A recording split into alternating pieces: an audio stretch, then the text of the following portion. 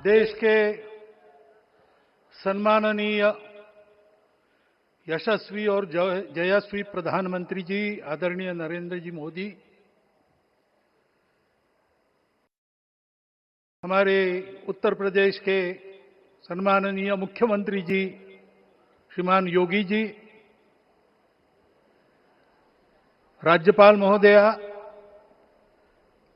मंचस्थ सभी मान्यवर, उपस्थित सज्जन, माता भगिनी,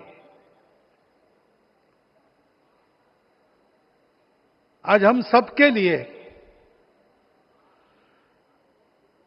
एक सार्थकता का दिवस है। इतने लोगों ने सपना देखा, इतने लोगों ने प्रयास किए, इतने लोगों ने अपने प्राण अर्पण किए। आज उनकी स्वर्गस्थ आत्मा तृप्त हुई होगी।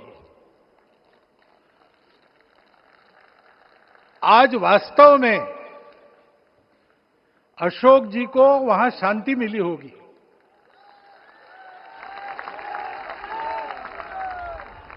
महंत रामचंद्र दास जी महाराज, श्रीमान दालमिया जी, कितने संत, कितने गृहस्थ, कितने विद्यार्थी,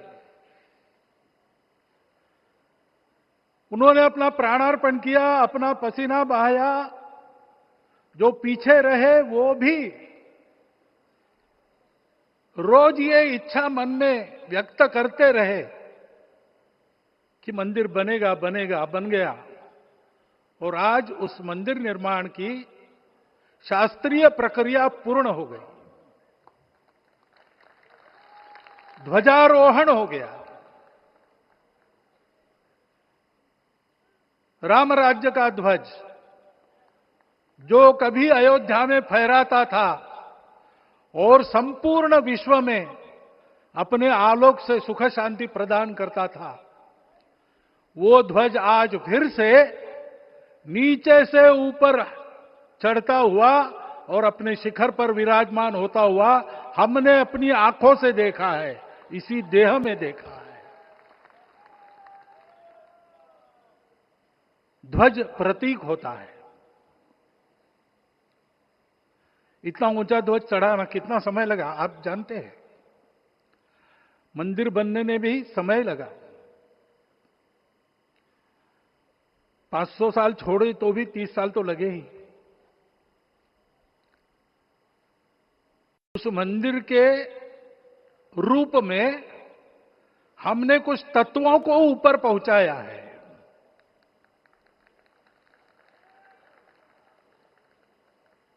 सारा विश्व जिससे ठीक चलेगा, अपने व्यक्तिगत जीवन, पारिवारिक जीवन से लेकर तो सृष्टि जीवन तक, सबका जीवन जिससे ठीक चलेगा, वो धर्म, उस धर्म का प्रतीक भगवा रंग, वह इस ध्वज का रंग है। ये धर्म ध्वज है। इस धर्म ध्वज पर रघुकुल का प्रतीक कोविदार वृक्ष है। वैसे रूप देखा जाए तो कचनार जैसे लगता है। और जो खोजी लोग हैं वो खोज कर कह रहे हैं कि मंदार और पारिजात दो वृक्षों का एक तरह से संकर है। दोनों वृक्षों के गुण, ये दोनों वृक्ष देव वृक्ष कहलाते हैं। दो देव वृक्षों के गुणों का समुच्चय ये वृक्ष है। और ये वृक्ष उस रघुकुल की सत्ता का प्रतीक है। वो सत्ता वृक्ष से व्यक्त होती है, जिसके बारे में कहा गया, छायाम अन्यस्य कुर्वन्ति तिष्ठन्ति स्वयं आतपे। सबके लिए छाया देते हैं, स्वयं धूप में खड़े रहकर। फलान्यपि परार्थाय, फल स्वयं उगाते हैं, दूसरों के लिए बांट देते हैं। वृक्षा सत्पुरुषा इव, वृक्ष सत्पुरुष होते हैं। और कचनार के गुण औषधि भी है। कचनार के वृक्ष का अन्न में भी उपयोग है। सब प्रकार से उपयोगी इस वृक्ष का प्रतीक हमने लगाया है। धर्म जीवन ऐसा जीवन होता है, और ये जीवन जीना है, उस जीवन की प्रतिष्ठा करनी है, इस जीवन का झंडा शिखर तक पहुंचाना है। चाहे जितनी प्रतिकूलता हो, चाहे जितनी कठिनाइयां हो, साधनहीनता हो, सारी दुनिया स्वार्थ में बहती होगी, लेकिन हमारा संकल्प है, सूर्य भगवान उस तेज के, उस संकल्प के प्रतीक है। उनके रथ का एक ही चक्र है। 4 चाक वाली गाड़ियां भी एक्सीडेंट करती है तो एक चक्र चलाना है, और रास्ता खराब भी नहीं, रास्ता है ही नहीं। अधांतर में चलो रथस्य एकम चक्रम। रथ चलाने के लिए 7-7 घोड़े, उनको नियंत्रण करने के लिए सांपों के लगाम है, और रास्ता नहीं है, और सारथी जो है उसके पैर नहीं है। ऐसी गाड़ी चल सकती है क्या? कंप्यूटर में डाटा डालेंगे, कहेंगे नहीं चलेगी।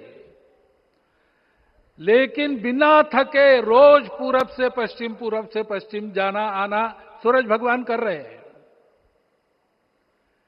क्योंकि कार्य की सिद्धि स्वत्व के भरोसे होती है। हिंदू समाज ने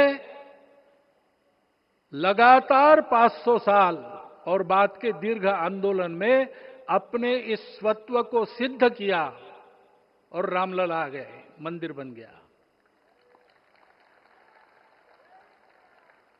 यही बात सत्य पर आधारित धर्म, सत्य जो प्रतिनिधित्व होता है ओंकार से, वो सारी दुनिया को देने वाला भारत हमको खड़ा करना है। हमारे इस संकल्प का प्रतीक यह राम मंदिर, उसकी प्रक्रिया आज हमने पूरी कर ली है। यह धर्म, यह ज्ञान, यह छाया, यह सुफल संपूर्ण दुनिया में बांटने वाला भारतवर्ष खड़ा करने का काम अपना शुरू हो गया है।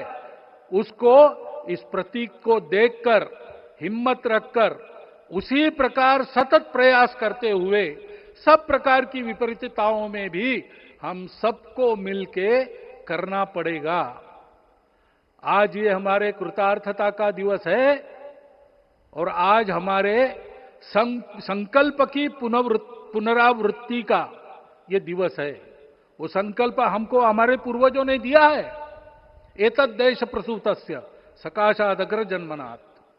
इस देश के जन्मे हुए अग्र जन्मना है, सबसे प्राचीन है, इसलिए बड़े भाई है। वो ऐसा जीवन जिए कि स्वम स्वम चरित्रम शिक्षेरन पृथिव्याम सर्वमानवा।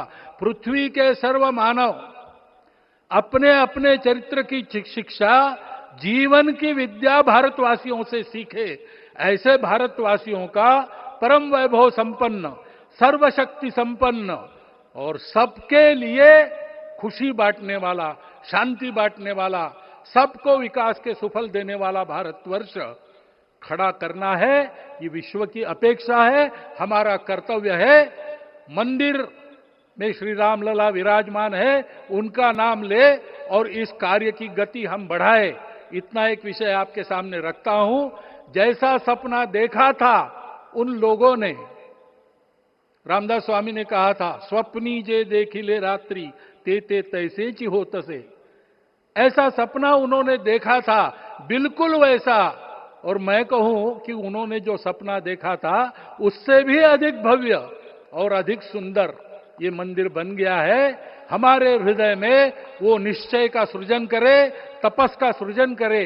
ये शुभकामना मैं आप सबको देता हूं और मेरे शब्दों को विराम देता हूं।